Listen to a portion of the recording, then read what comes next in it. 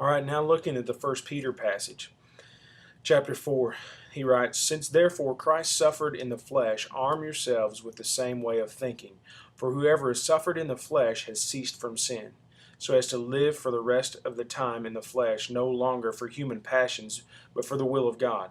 For the time that is in the past suffices for doing what the Gentiles want to do, living in sensuality, passions, drunkenness, orgies, drinking parties, and lawless idolatry.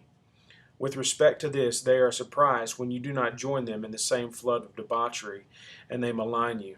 But they will give an account to him who is ready to judge the living and the dead. For this is why the gospel was preached even to those who are dead, that though judged in the flesh, the way people are, they might live in the spirit the way God does. The end of all things is at hand. Therefore, be self-controlled and sober-minded, for the sake of your prayers. Above all, keep loving one another earnestly, since love covers a multitude of sins. Show hospitality to one another without grumbling. As each has received a gift, use it to serve one another as good stewards of God's varied grace." Now, Peter is writing to a group of people that have been persecuted, again, encouraging them to remain faithful to God and to be good stewards of God's grace, specifically in this passage. We want them to look down in verse 9. In a concordance, look up the word hospitality, because we understand that to entertain in the Hebrews passage that we looked at just a moment ago means to love strangers and to show hospitality. Well, if we're to do that, then we also need to know what hospitality means. And it's you can see the definition there. Again, it has the same root, philo, in it. And the root there means love, but it's to be hospitable and generous to guests. So whoever comes into your home, you're to be hospitable to. Let me read that one once again. Show hospitality to one another without grumbling. As each has received a gift, use it to serve one another as good stewards of God's varied grace. So, in all of this, we have to say, what are these passages telling us? Who are we supposed to entertain? Well, we're supposed to entertain strangers into our home. It's not just about the people that we know.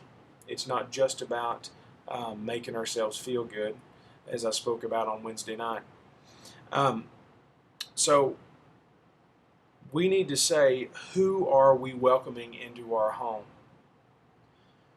Just as God's messengers, angels, bring messages from God, sometimes there are messages that we allow to come into our homes that are negative, that have very, I would say, anti-God influences on us. The spirit of Antichrist almost, because Peter even says that we are in the last days. Over in verse 7 it says, "The end of all things is at hand." Since Christ was raised and taken up to heaven, we have now entered the last times period. And so we need to be very, very careful and be always aware of what we are letting influence us, because everyone's going to give an account for their actions. And so just because we entertain certain things does not mean that they don't have an influence on us, and we need to be aware of what those things are. And hopefully you, like I said in the hook portion, you had some good discussion over that. But you can see here, just as there are good messengers that can come from God, there are also negative messengers that can come from the world's philosophies. So we have to be aware of both of those things.